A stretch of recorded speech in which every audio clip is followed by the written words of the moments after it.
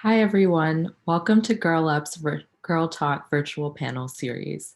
The Girl Talk series features expert panels, youth-driven content, and community action items that will help young changemakers engage with their peers across the globe around timely topics they care about most. If this is your first interaction with Girl Up, welcome. We're so excited for you to be here. Girl Up's leadership development programs have impacted 75,000 girls through 4,000 clubs in nearly 125 countries and all 50 US states. We're inspiring a generation of girls to be a force for gender equality and social change. Today's panel is on a very important topic, gender-based violence, or GBV. GBV affects girls and women in every community in every corner of the world, yet it remains concealed in a culture of silence. As advocates for the rights, skills, and opportunities of every girl everywhere, Girl Up leaders have been developing girl-led solutions to combat GBV in their own lives and communities, from addressing campus sexual assault through advocacy and the creation of safe spaces to developing tech solutions that build community awareness. But there's still so much left to do. For this reason, we're so excited to host this discussion today with Dr. Daniela Ligiero, the Executive Director and CEO of Together for Girls, a global public-private partnership dedicated to ending violence against children, especially sexual violence against girls, and 3 Girl Up leaders from around the world. Please welcome Dr. Ligiero, Dalia, Vaishnavi, and Meena.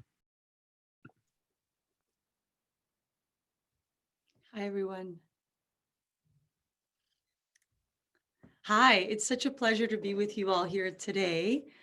As Naomi said, I'm Daniela Ligiero. I'm the CEO of Together for Girls. We are a public-private partnership that is focused on ending violence against children, especially sexual violence in girls. And I am so excited to be here with these 3 amazing young women to have this conversation. But first, let me tell you a little bit about our work. So at Together for Girls, we've spent the last 10 years, we're about 10 years old now, so not quite a teenager, really looking at this issue from 3 perspectives. The first is around data and really understanding what is the magnitude of the problem, how big is it, where is it happening, who's affected. The second piece is advocacy and really like how do we organize and push for change, and all that leading to action in the lives of children and especially girls, adolescent girls all over the world. We, through our data pillar, we now have data for over 10% of the world's adolescents, children, and youth on this issue from over 24 countries. And as Naomi was saying before, this is a massive problem that really affects every single country in the world, every social class, every ethnicity, every race.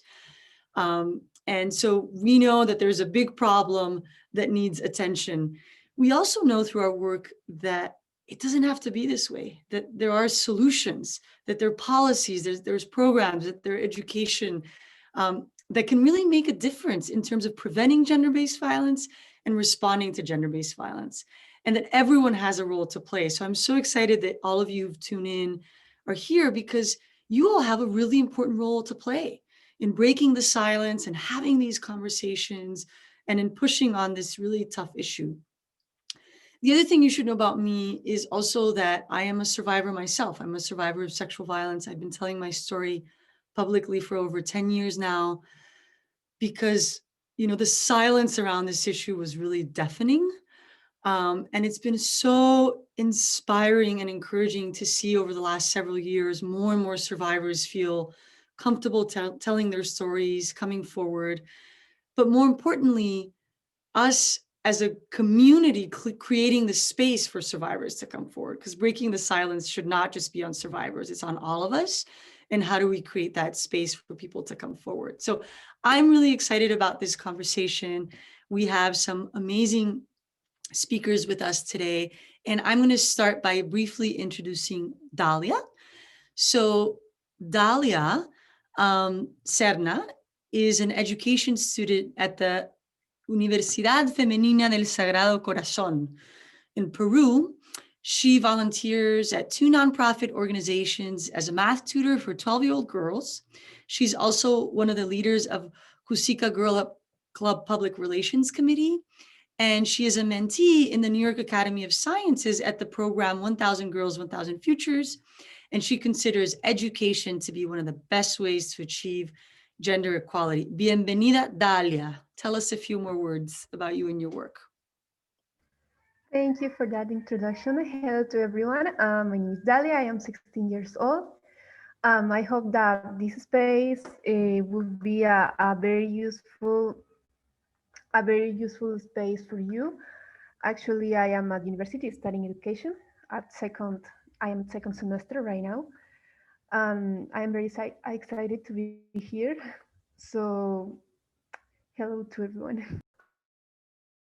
Excellent. Welcome, Dalia. So Vashnavi Singh is basically, hold on, let me get this. Sorry, I'm like multiple screens. Here I go, there it is. She's an English literature major from Delhi University, and she holds a strong inclination towards public service and advocating for gender equality. She has volunteered with prominent organizations like the United Nations, CRY, NSS, and NITI, while also teaching subjects like science and English to low-income household girls. As the leader of Girl Up Wings, a Delhi-based chapter of the Girl Up campaign, Vaishnavi has actually launched projects targeting gender sensitization, financial literacy, body positivity, and raising awareness about marital rape, sexual assault, femicide, and cyberbullying. Phenomenal. Welcome, Vaishnavi. Thank you so much. Hi, everyone. I'm Vaishnavi. I'm honored to be a part of this panel today. Being a gender equality advocate and having worked on several gender-based violence campaigns, I understand the importance of initiating a discussion on a topic like this, which is actually considered the most common and widespread human rights violations across the world. I'm really looking forward to a very insightful discussion. Thank you. Great. All right. And then finally, Meena. Meena Nizami is a 19-year-old poet and mental health advocate from Afghanistan. And she's the founder of the first Girl Up Club in Afghanistan and One South Asia campus club leader. She is pursuing a Bachelor of Arts honors in applied psychology and is passionate about gender equality and social psychology.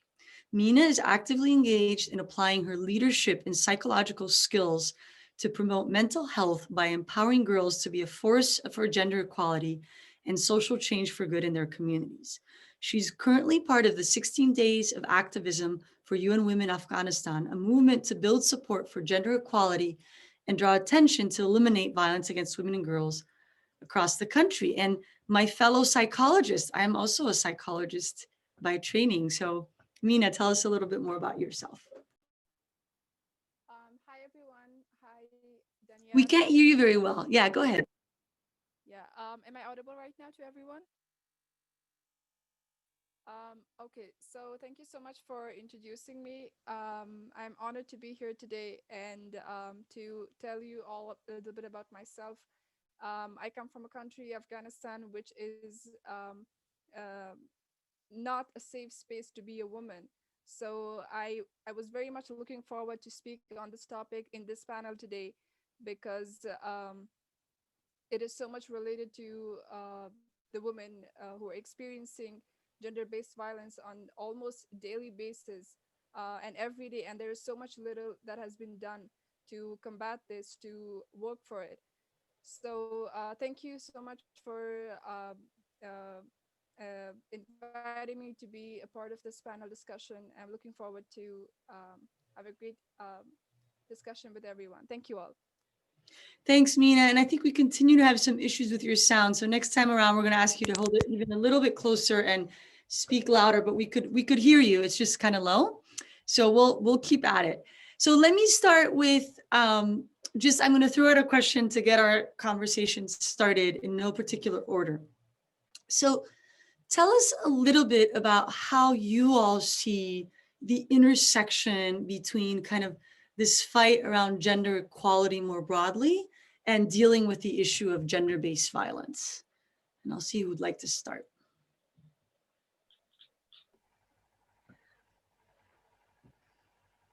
Meena, it looks like you want to say something. Let's try again. Let's see if we can hear you. Go ahead.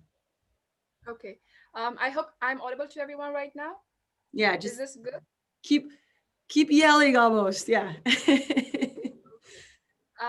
So like you said, gender-based violence and gender equality, they do go hand in hand, or they are very much related to each other, because if we see, gender-based violence is first and foremost a violation of human rights. So that's one thing that we see that needs to be addressed as an issue before we go into more details about it, about this is a violation of which gender. So first and foremost, it's a violation of human rights.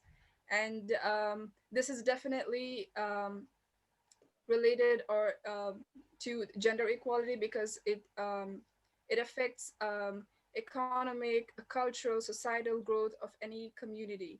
And it's a major obstacle for the achievement of gender justice, which is posing a serious threat to the democratic development and public health. So if we see that promoting and achieving gender equality is a critical element for the prevention of violence against women, uh, that's something that is a cause and a result of gender-based violence, gender inequality, which drives poverty. And if men and women, girls and boys have equal rights and opportunities, they have the power to shape their own lives and shape the and contribute to society in a number of ways. So yeah, I think it does go hand in hand. So yeah, thank you. Dalia, yeah. Well, that's a very good question to start with. I thought that the previous panelists answered it very, very well, so I'm going to tell something very, very short. Gender equality is very important these days. No? If we achieve gender equality, it will be possible to eradicate the violence, gender-based violence. But I believe that gender equality not only encompasses women and men, but also sexual diversity and the LGBTQ community in general. Which is a really good point, Dalia, because I think, we often associate gender-based violence with just women and girls, but there's so much data and research showing that, we have to think a little more comprehensively about gender and what that means. And that includes sexual orientation, gender identity. And we know that those populations are at increased risk as well. So, yeah. And just to remind everyone, by the way, we're going to be having a conversation here, but if you have questions, pop them into the Q&A. The team's going to be pulling them out, and after a couple of rounds, we're going to address some of the questions from the audience. So if you have them, please use the Q&A button at the bottom there to let us know what they are.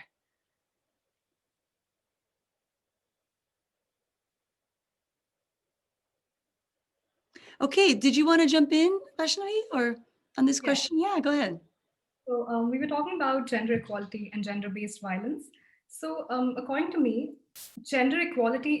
inequality is actually a precursor to gender-based violence. So there are different roles and behaviors that are assigned to males and females, and these define social expectations, right? So these differences in these roles leads to one gender becoming empowered to the disadvantage of the other, right? And this inequality also facilitates unequal power relations, and this intensifies the notions of, males having a dominant position or a right over women.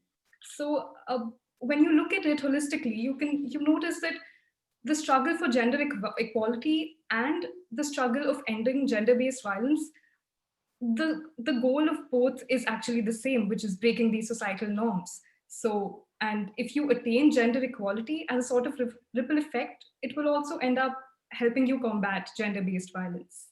So yeah, it's a sort of precursor to gender-based violence. Right.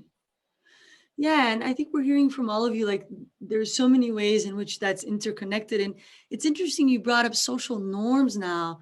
Vashnavi, because one question I had was really to think a little bit about, you know, we talk often about this conspiracy of silence, and I think some of you mentioned it in your opening remarks as well, but maybe a little bit, if we could hear from you about kind of what are those norms and taboos and stigma that still exist around this issue? Like, how do you see that, and how do you see us kind of tackling some of that moving forward? Yeah, Dalia, go ahead.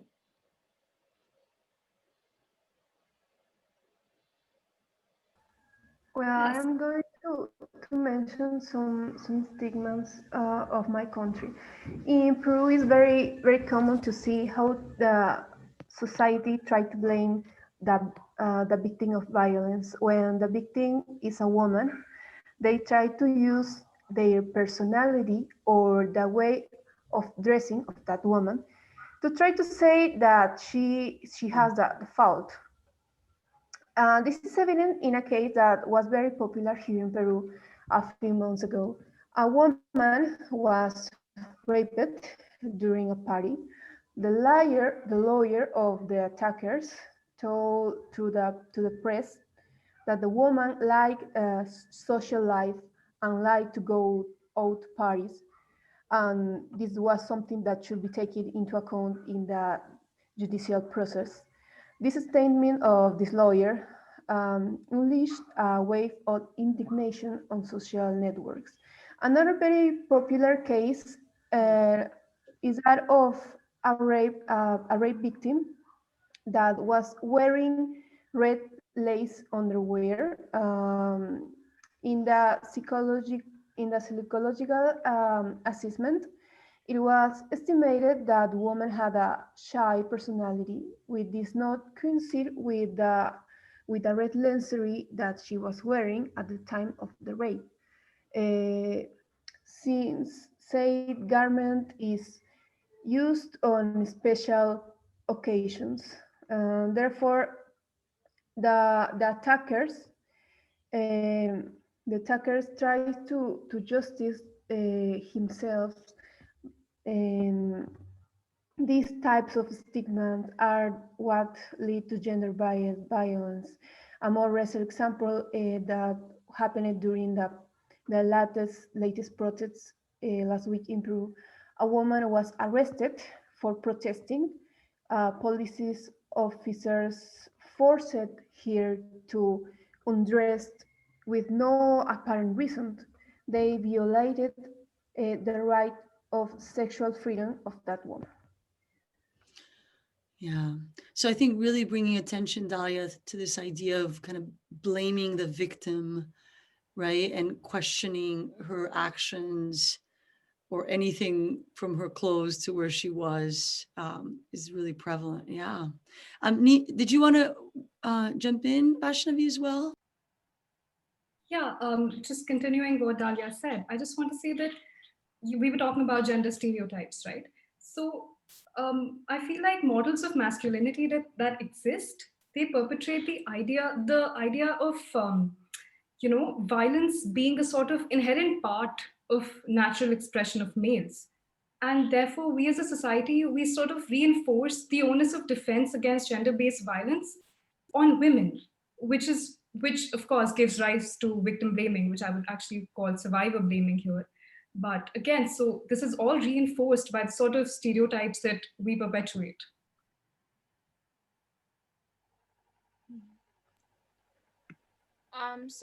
To follow up with what Vaishnavi and Dalia said, I'd like to say that um, uh, yes, a lot of times when there are reports of gender-based violence or rape cases or domestic violence, oftentimes what happens, the victim itself is blamed, that they must have provoked to do something, that they must have done something for, and what they see there, the consequences of their actions, which is totally wrong and totally misunderstood. And this is kind of like a culture that is being followed by a lot of people, that it's often the woman that has to be blamed for anything that wrong happens with her. And to speak in the context of Afghanistan, if we see taboos and stigmas, or other um, misconceptions are the very reason that, at least if I share some statistics, according to World Health Organization, 90% of women in Afghanistan have experienced at least one form of domestic violence, and 17% have experienced sexual violence, 52% have experienced physical violence, and there has been little or no development ever since to end this. And a lot of taboos or stigmas that I am aware of that exist in the Afghan community is that uh, if there's like violence happening, if there's a gender-based violence happening in any form, to give some example, for example, child marriage, which is of course like below the age of 18, like as young as 12. If somebody is witnessing some sort of gender-based violence happening, or physical violence happening, nobody interrupts in between, nobody takes a stand, because they think that this is inappropriate to step in into a family matter, or that's something that the family has to sort out between themselves. But that does not give the right for the other person to just witness it and don't take a stand.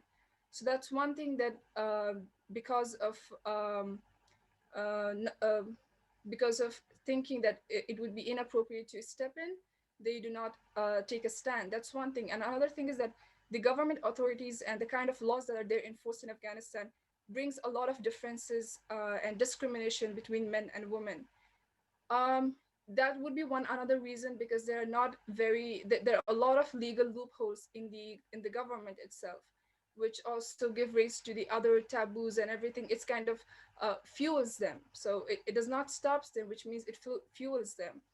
And also women believe that if they come up with a case of violence, and it could be domestic violence, sexual, even emotional abuse, verbal abuse, it could be anything. If they think if they come up with such a case outside of their home, even to a community member, that would dishonor them personally and harm their family's name. So these are the kind of things that surround most Afghan women and men, that even speaking out against something that's hurting the woman or the girl, that would be a dishonor. That would be a dishonor to the family. So if we think that these things, if honor is that important, that than a physical or mental well-being of a woman, then I don't think we can move forward. So these are the stigmas that surround mostly and generally in Afghan community. And often, like I think Dalia also said that girls are blamed for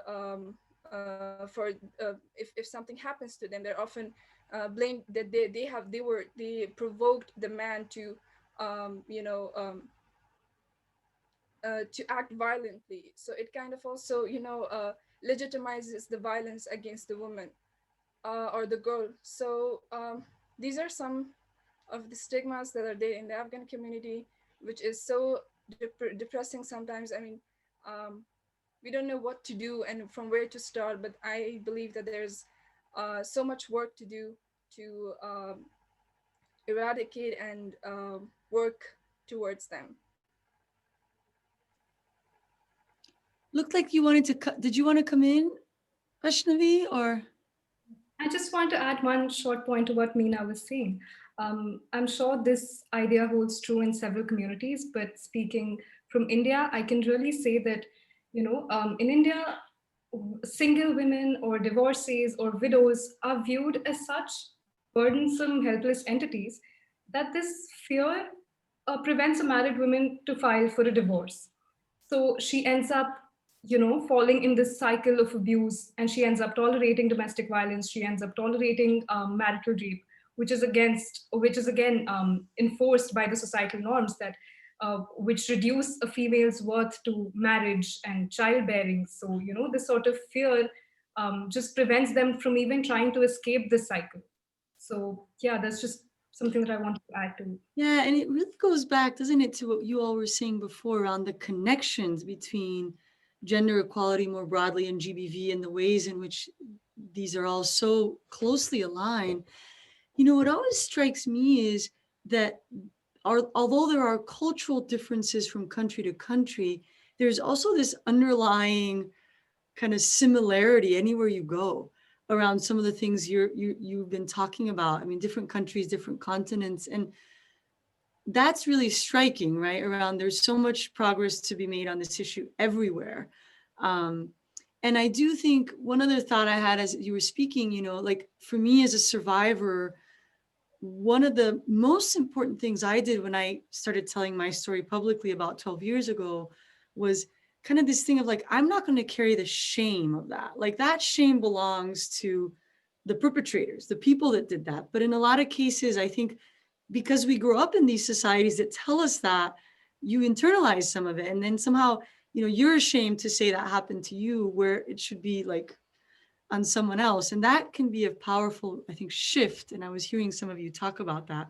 But let's go to what you were saying, Meena, around it can get really depressing really fast. So let's pivot to maybe some kind of solutions, the way forward. We've talked a lot about the problems. I'd love to hear a little bit more from you about like what what would what would it be like if there wasn't GBV in your communities, in your countries? Like what would that look like? Can we even frame what that would be, what that would look like?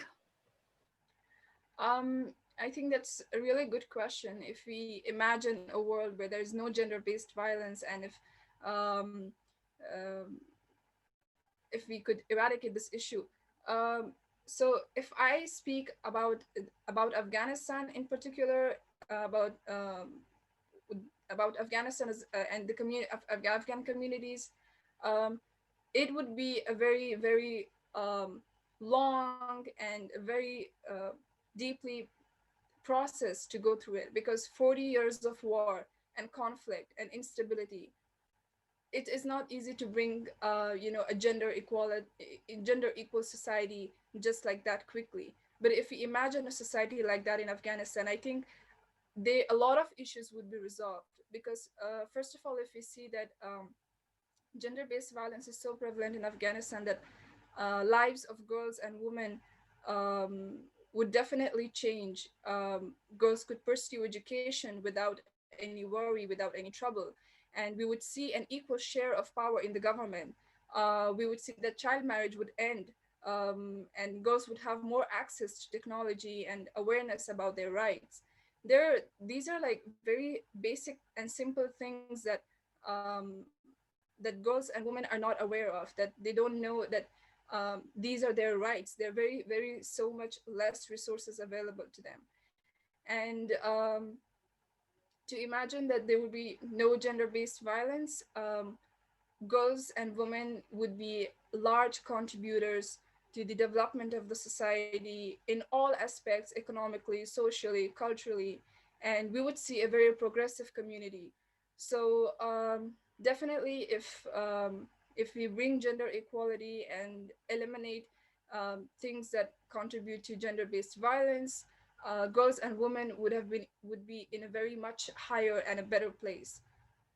So yeah, and I think that will also give girls and that also impacts men. Like previously Vaishnavi discussed about the norms of masculinity, or what people define as masculine. That's also something that provokes men to take violence as very something normal to them, that that it's okay for them to to be violent. It kind of excuses them, because the people have allowed them to take that as an excuse. So I think if we see a society in Afghanistan where there's no gender-based violence, where it's a country of full of if we achieve gender equality, I think it would definitely affect and impact men as same as in real life. All the elements of toxic masculinity that also affects men mentally and socially and culturally, and even economically. If you marry someone, you have to provide for the family. You have to give everything. So that's also a kind of a financial pressure on men, which also they think that they have the authority to to rule over the woman, or to act the way they want. So I think if we achieve gender equality, it would be a huge impact on men Right. at the same time. So that's why I also always support the he for she movement by the UN Women, that men should be also a part of this. to bring a very gender equal society. Yeah, I think that's it. Thank you. Yeah, no, that's great. I think you made some excellent points. I'm trying to see if Dalia or Vashnavi want to come in next.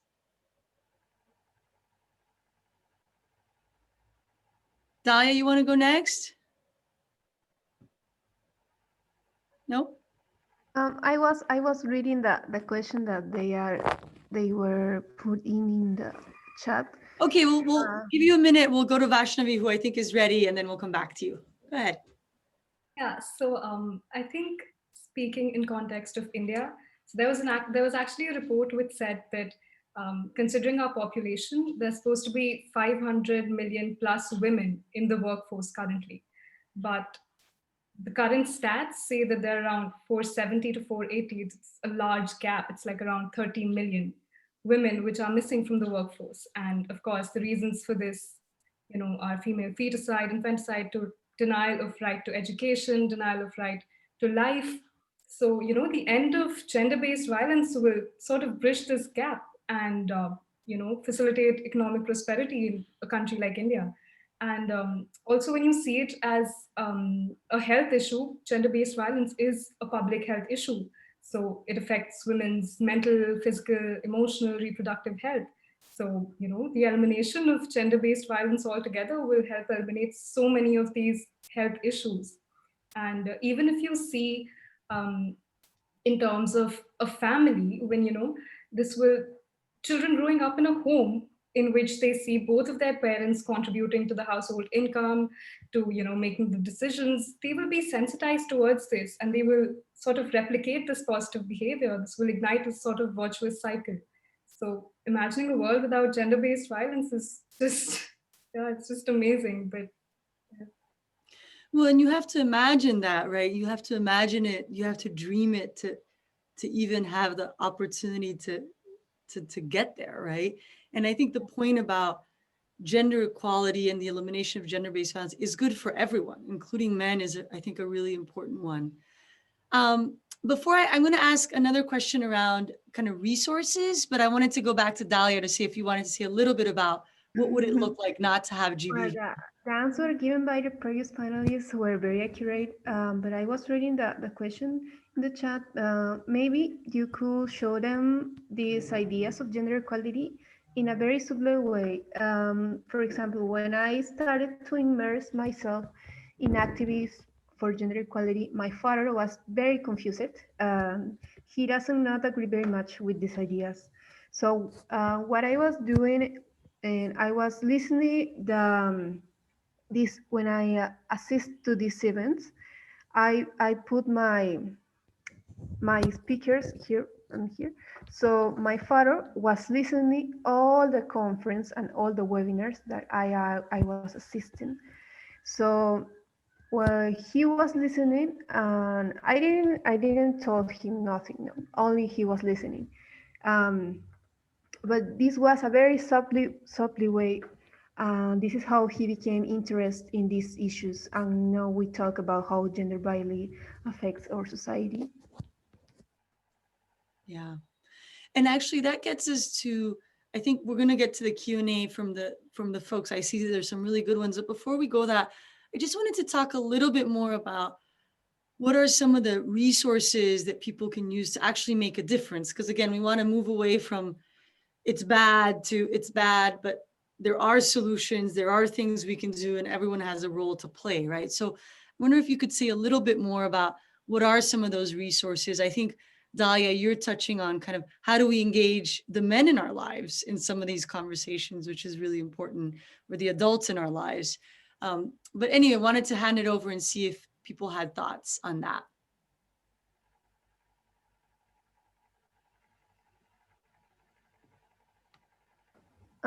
Well, in Peru, there are many movements and organizations that fight against gender-based violence. Likewise, the government has implemented women's emergency centers that are specifically in charge on gender-based violence. However, during the pandemic, cases of feminism, violence against women, and harassment have increased since often the aggressors and relatives of close people who live with the victim. So what we do now, because we are on pandemic, um, some cases of violence have been evidenced on social media during the pandemic.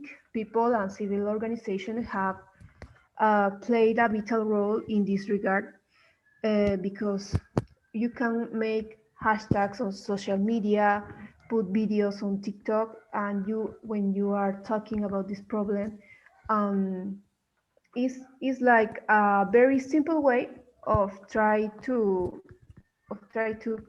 sensitize people about this problem, because now social media is very open to most people.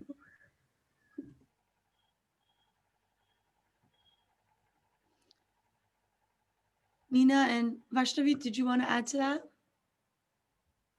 Yeah, I would sure. like to add upon what to okay uh, um, with what Dalia said about resources that are available for to combat GBV or gender-based violence.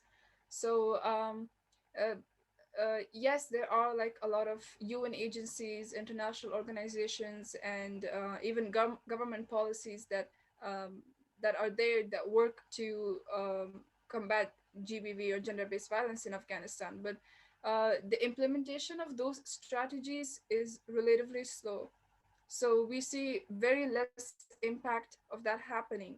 And when we talk about resources, we also need to know how are these resources accessible to people.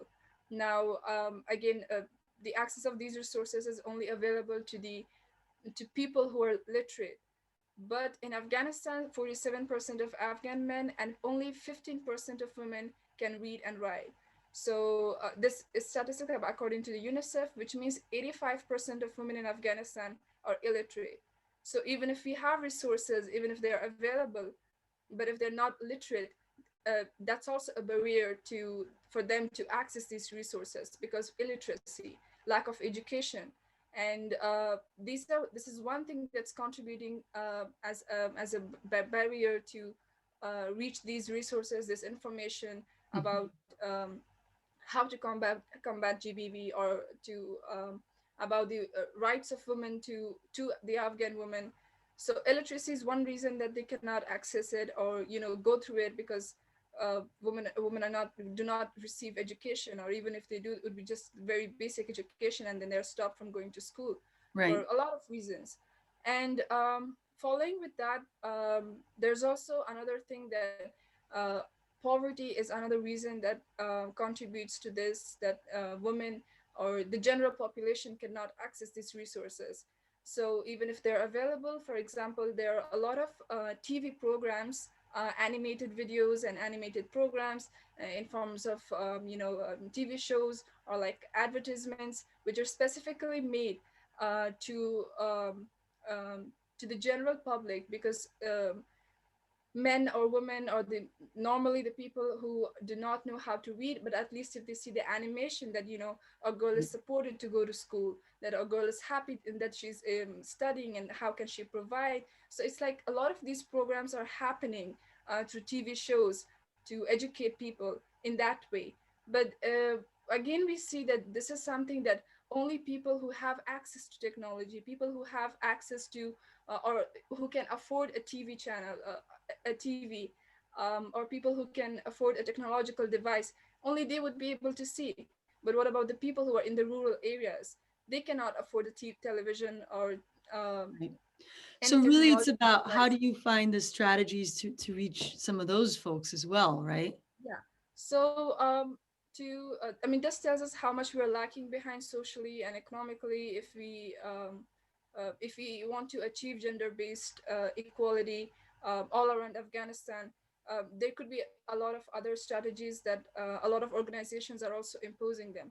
That could be, a one-on-one workshops with women in the rural areas, which is Hmm. happening a lot of times with community leaders, with religious leaders who take this kind of sessions during the Fridays after the prayer. They talk about women's rights, about gender equality, and how it's not okay to, be violent against women.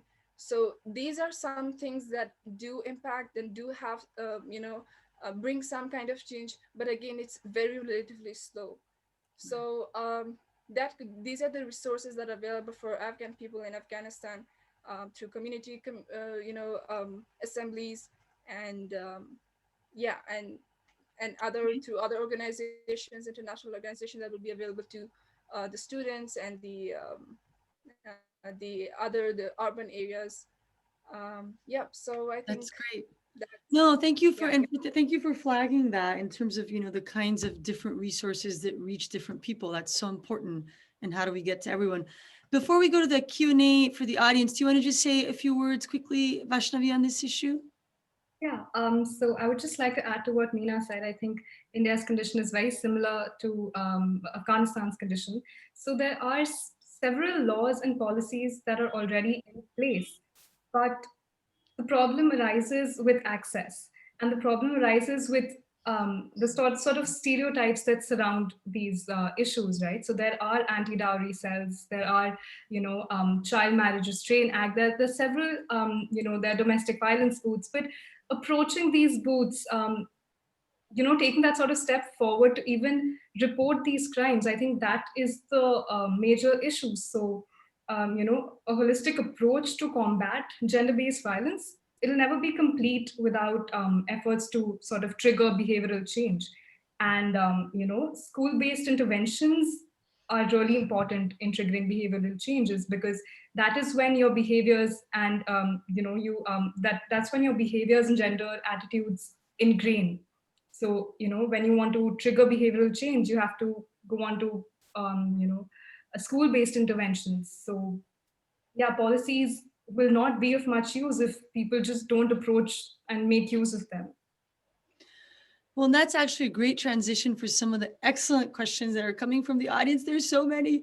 We're not going to get to all of them. I'm going to start with one that's related to data. There's a question about why is there absence of data around GBV? And I'm going to jump in and answer that one and just say, we measure what we think is important, and governments measure what they think is important. And for a long time, GBV was not considered to be something important that needed to be measured. I will say, though, that over the last 10 years, through a lot of different efforts, we actually have a lot of data now. We need more, but there's a lot. And we have sufficient to know that about 1 in 4 girls and women around the world will experience some form of gender-based violence in their lifetime, which is absolutely appalling. And so I think the issue now is less that we don't have enough data and more that we have to use the data we have. To your point, it's like policies. You can have good policies, but if you're not pushing for their implementation and for access, it doesn't really matter that much. So let me start with a question for all of you. How do you start to have conversations about GBV in communities when people aren't necessarily ready to have those conversations? Like, what are strategies that you've employed to do that? Yeah, Dalia, go ahead.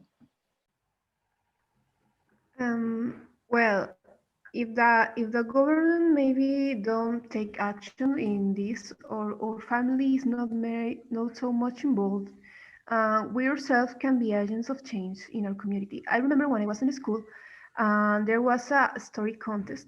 So I write a story that left message about gender equality, and I present the story in front of the whole school. And the teachers really like it. I believe that these actions should be encouraged, and you can be an agent of change in your community, presenting these ideas so the people can hear you. Well, that's it. Yeah, so finding the spaces to present those ideas as an agent of change. Someone else want to jump in? I have other questions. If not, we can. Yeah, sure. I would just like to add one point. I feel like if your community is not ready to talk about this, you cannot just jump in and talk about a major issue. Like speaking in context of India, I can say that our laws do not criminalize marital rape. So you can't just go up and just demand that. You have to first talk about consent. It's a stepwise thing because these stereotypes are so deeply ingrained in us that you cannot just come up one day and say, you know what, this has to end and this has to end and this has to end. It has to be a very gradual process. So you begin talking about consent, and you have to erase that misconception that a girl's yes is a girl's no is actually a yes. So you actually have to take it very slowly and very gradually, and that's how you acquaint your community with talking about such issues. So then the follow-up question is, and you've all touched on this, like, what are ways in which girls and women can kind of work together to create solidarity and community around this issue? And then what are ways in which men can become engaged and become allies for women? So can you say a little bit about those two, or one or the other? I think that a lot of girls and women, if you ask them that if they have to work on such an issue that is so deeply rooted and then that they have experienced, I think a lot of women would actually volunteer to work for it. For example, when I started Girl Up Afghanistan, I opened the application and I was not expecting anyone to, to jump in and join, but I thought I would get very less responses. But I saw a lot of girls from Afghanistan. They joined the club, and they when we had a session, when we had an interview, everybody told that they have experienced gender-based violence in one or the other form, and they are very much interested to work, to be part of Girl Up campaign and work on these issues and eradicate this thing in any way possible. Even if it impacts one girl, that would be a huge thing. And I was very overwhelmed with hearing everything from what they had to say. So from that I realized that that women as a solidarity, they do stand together, they do work for this. I think most women would be willing to work for gender equality, but it's also equally important that we engage men in this process with us. So if we want to bring up men to be allies with um,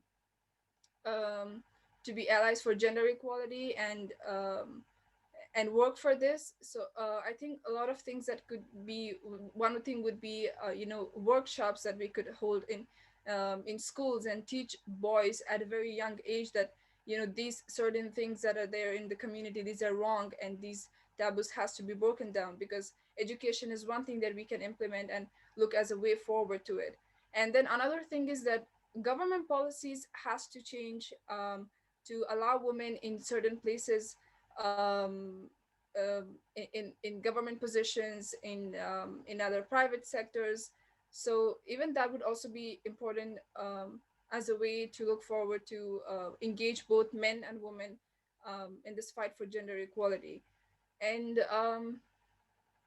yeah, and I think campaigns like Girl Up and other campaigns like we have the He for She, and I think Girl Up also released a kind of a toolkit or something for how to eliminate gender-based violence. I think these are very good things that we can use as a resource to spread awareness, especially among students who can actually work for it in their own communities at their own levels, starting from their own families. So these would really work to bring both men and women to work in solidarity for gender equality. Does anyone else want to add to Meena's answer? Okay, so listen, we are getting close to the end of this. I know that there are many other questions that we might want to be able to take, but I'm going to start wrapping us up. There's such good questions in the chat. I want to ask each of you to just give us one message that you want to leave this audience with. We have so many people who signed in, and this is also being recorded. So on the issue of gender-based violence and preventing, responding, changing the world when it comes to this issue, what's the one thing you want to leave this audience with?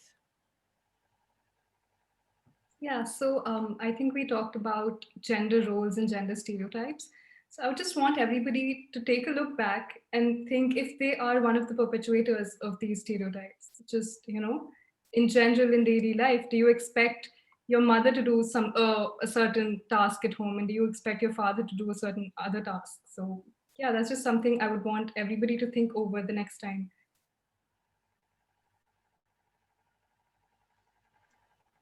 Yeah, go ahead, Dalia. Yeah. The message that I would like to leave with all of you is that each one of you has the power to change the world.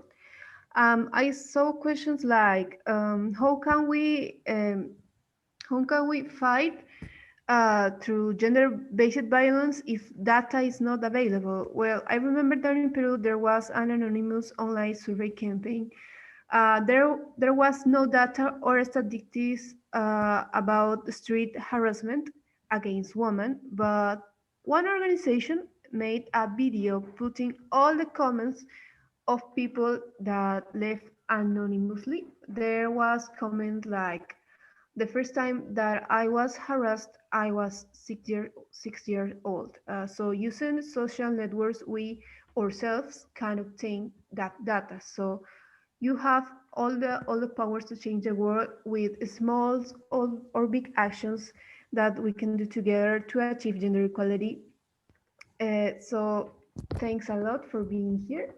Thank you. Yeah, and my message would be to everyone that um, to combat gender based violence or bring gender equality seems like a huge task or something that's unattainable.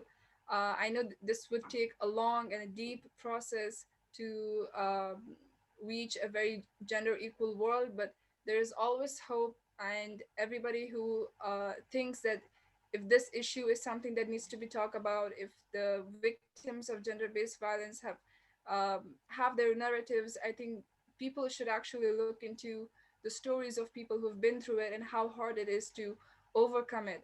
So I think I would want everyone to spread awareness about this, participate in campaigns, and know that there's still hope and they can also change the world for good. Amazing. I am so awed to be in the company of the three of you amazing leaders. Um, Everything you said is just so powerful, and this is how we're going to change the world. I'm reminded of Malala Yousafzai and her quote around, when the whole world is silent, even a single voice can become powerful. Use your voice. Have, question stereotypes, have tough conversations, use your voice on social media. It does make a difference. And we can only do it together. So thank you so much. I'm going to hand it over to Naomi, who's going to close us off. And it's been an honor to be part of this panel. Thank you. Thank you, Daniela, for moderating such a great event. It was so nice to meet you. And thank you, everyone, for joining in. Thank you all for joining us today, sending in so many of your questions and engaging with our incredible panel today.